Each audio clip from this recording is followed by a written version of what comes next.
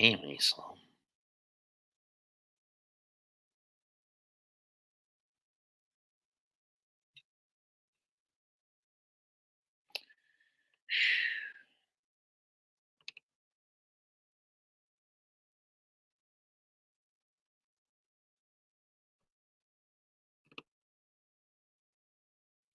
Hello, folks. As soon as my partner gets in, we will begin the MegaMets podcast, episode 19, and our predictions of Double or Nothing 2023 by AEW.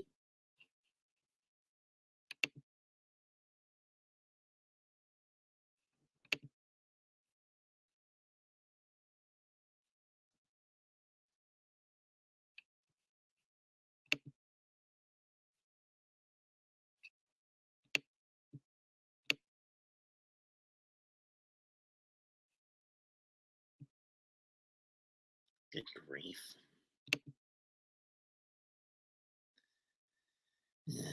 Till then, I'll just check the Met game.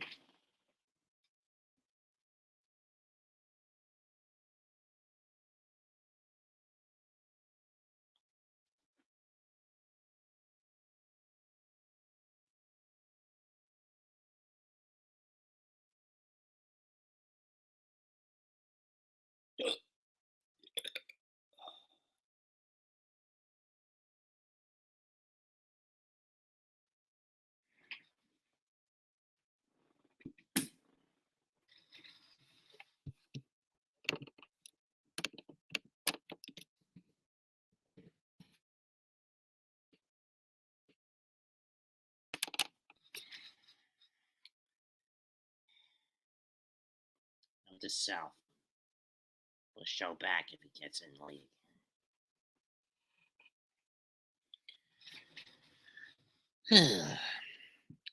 What we got on this card?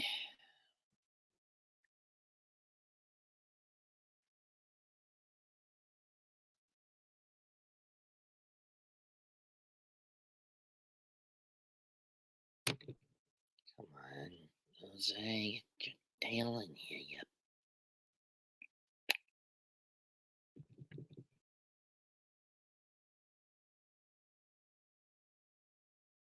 Come on, man.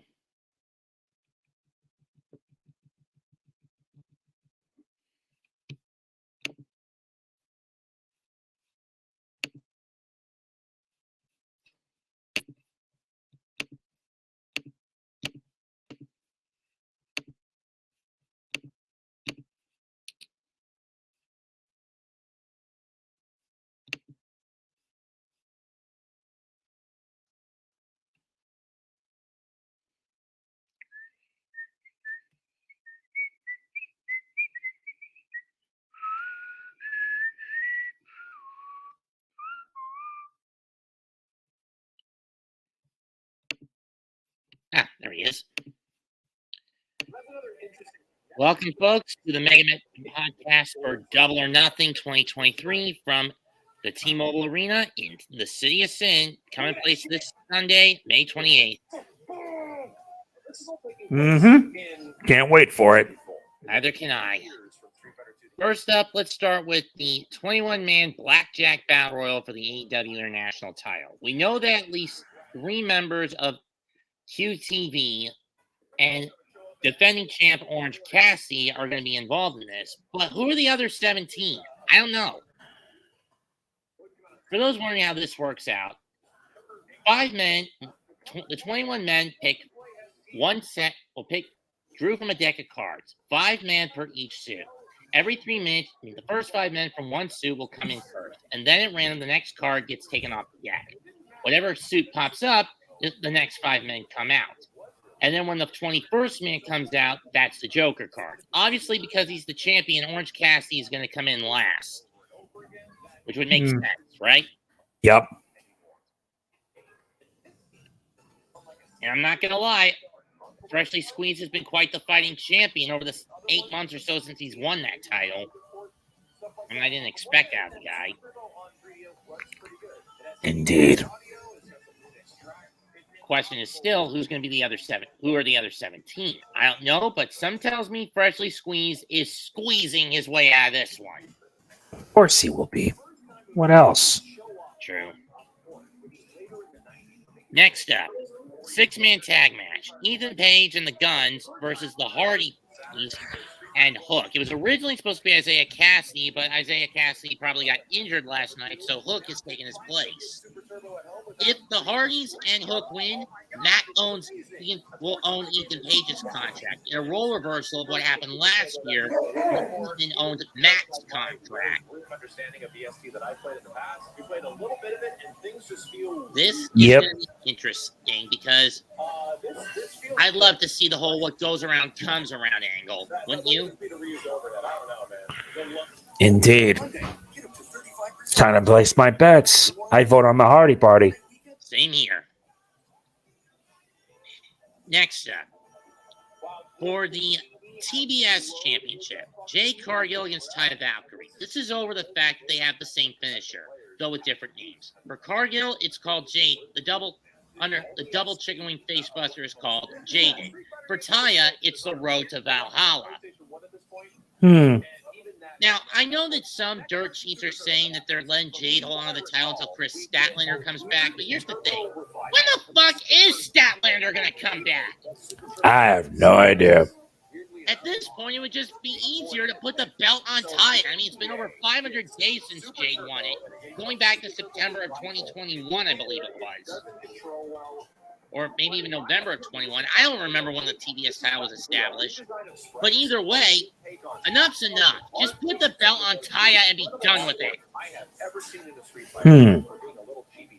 Knowing you, you're going Jade, aren't you? I vote Taya. Oh, never mind then. Next up, Unsanctioned Match. Chris Jericho versus Adam Cole Bebe, with the guest enforcer being the homicidal, suicidal, genocidal Sabu. The thing that he would show up is just unexpected. And to be an enforcer, no less.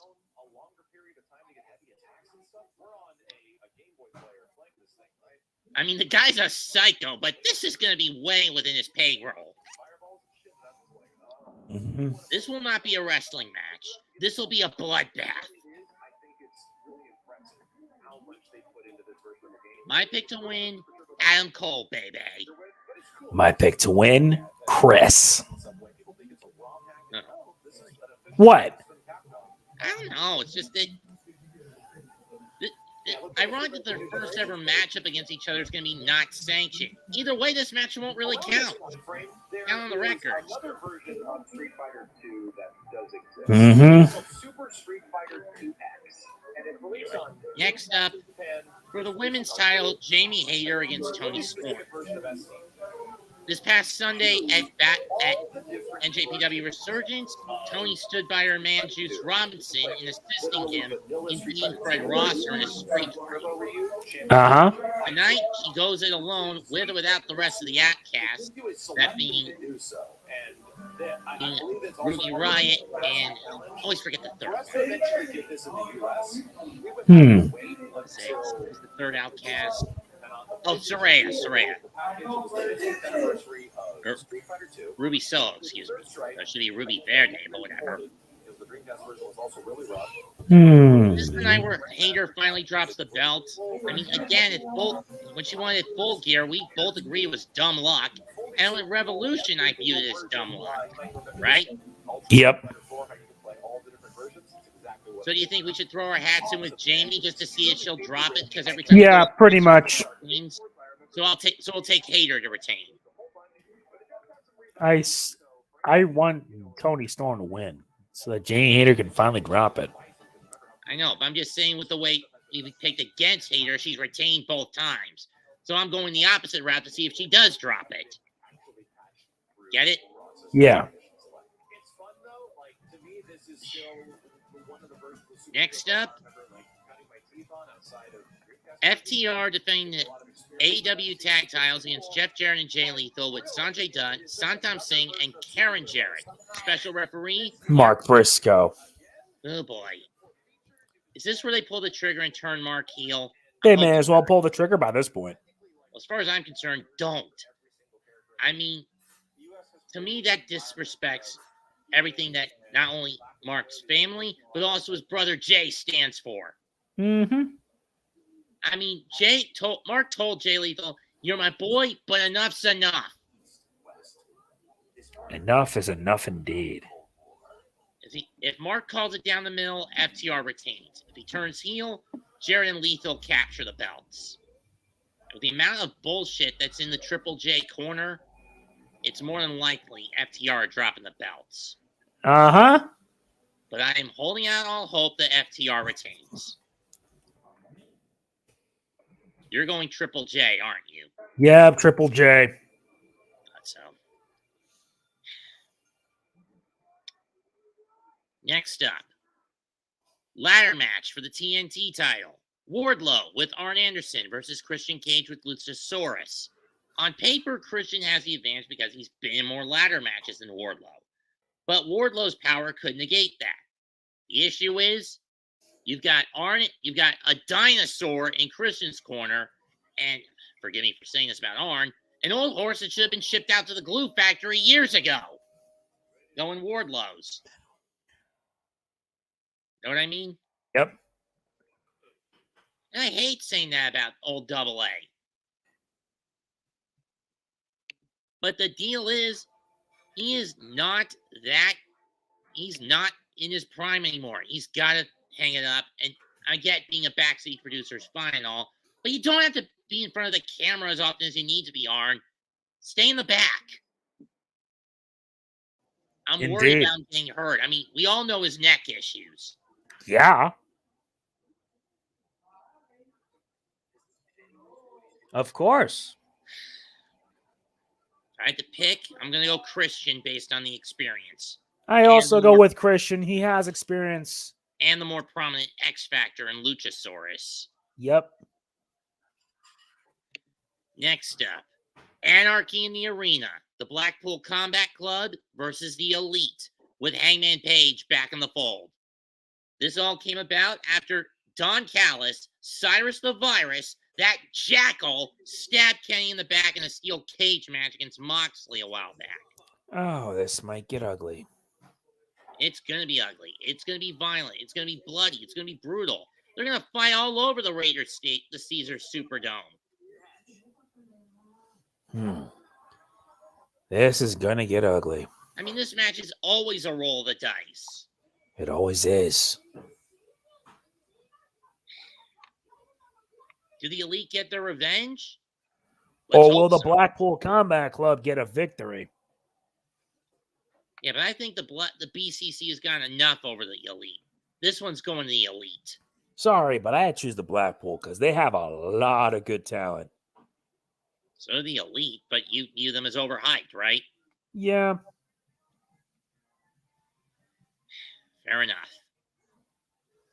Yes, indeed. Finally, the main event. The Four Pillars four-way match. MJF defends For a second, I thought you were going to say the Four Pillars of Heaven four-way match. I get... Yeah, folks, you get the joke. Four Pillars of Heaven from All Japan. And Taue, Kawada, Misawa, and Kabashi. Yep. Like, MJF defends against Sammy Guevara, Darby Allin, and Jungle Boy Jack Perry. Originally, it was supposed to be Guevara and MJF going at because MJF had Sammy in his pocket. But after Darby and Jack won their way in with a tag team victory, Toni made it into this four-pillar four-way.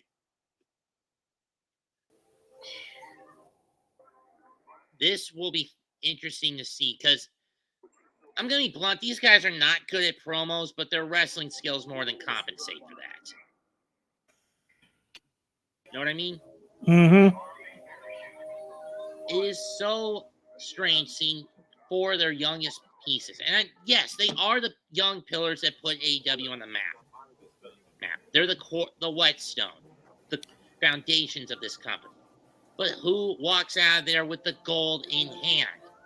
I don't see Allin doing it. I could see Sammy, but it's not likely. And Jack? Probably not. Indeed. I'm going to say MJF sneaks out with the title still in hand. and holds on to it until going through All In August, and then All Out in Chicago on Labor Day weekend. I don't know how long of a reign they're going to give MJF, but it is going to continue through Double or Nothing. That's tough. You have 4 different talents, all 5 for the top prize. If I were to choose, I wouldn't want MJF to win. My vote is on Sammy Guevara. But in my opinion, I mean, it's clear cut they want that Tony's going to give MJF a pretty lengthy title run. So my vote's on him. As much as I don't like that is fair enough. As for things going on in other promotions, unfortunately for New Japan's Dominion event, we've hit a bit of a snag. Namely, Aussie Open has been forced to vacate both the Strong Openweight and IWGP Heavyweight Tag titles, going into their match, what was supposed to be a triple threat between them, Bishamon, and the House of Torture, due to an injury suffered by Mark Davis. So now, whoever wins a straight up tag match between Bishamon and the House of Torture wins both sets of titles. Which I'm going to find annoying if the House of Torture win them. Yep. As for the BOSJ, I did not think we would see Speedball, Watto, and Teton be 3 of the 4. Tomorrow's the semifinals between these guys. This will prove to be an interesting thing. I mean, at this point, in my mind, it's clear cut. Watto beats Speedball, Desby beats Teton, then Desby beats Watto. That works. You going that route too? Yes, I am. That's fine. I mean, especially when Leo Rush got knocked out. Yeah, that gotta hurt. I mean, to be honest, in hindsight, with Hiramu losing, that will be Storm Striker. And interestingly, with Hiramu going into that tournament as the junior champ, you pretty much knew he wasn't going to win the tournament again. Yep. But Kushida, Bushi, and Taguchi doing as badly as they did? I was thrown for a loop.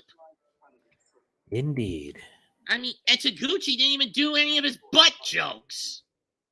That surprises me.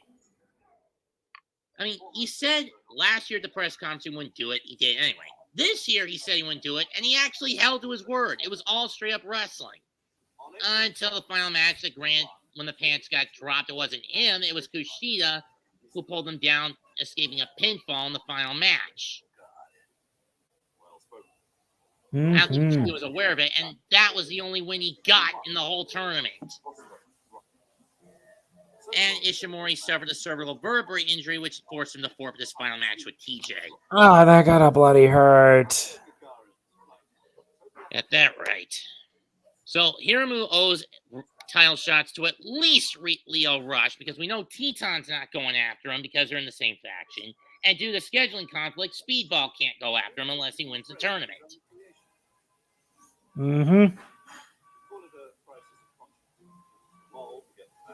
But Kushida and Kevin Knight, they're going to be pretty busy throughout the year. At minimum, they're going to have 4 tag title defenses coming up against Catch 22, Chaos, Just 5 Guys, because Doki beat Kushida. Because Teton beat Kushida, Teton and Bushi, whenever Teton decides to come back in the fall. And the Bullet Club duo are probably Ishimori and Connors. Talk about having a full plate. But that's a consequence of Knight being a new guy and Kushida having been away from the tournament for 5 years. Know what I mean? Mm-hmm. And out of those 4, I say Catch 2-2 strike and goes after them first. Rematch clause included. Mm-hmm. Sorry if it was rushed, folks, but I've got a ton to get to tomorrow. That's fine. In your opinion, with the whole Bloodline storyline, what do you think happens on Saturday? I honestly do not know. Well, I see it going one of 2 ways. Either Roman and Solo win the titles, or an Uso screw-up becomes the straw that breaks the Tribal Chief's back and he throws them out. I'm hoping the latter. As am I. Anyway, folks, that's it for the MegaMets podcast. Leave a comment, smash a like, and sub to the channels. This is Mets 2 alongside his partner, Mega Man NG, signing out. Goodbye. Good night. Bang. Indeed. And cut.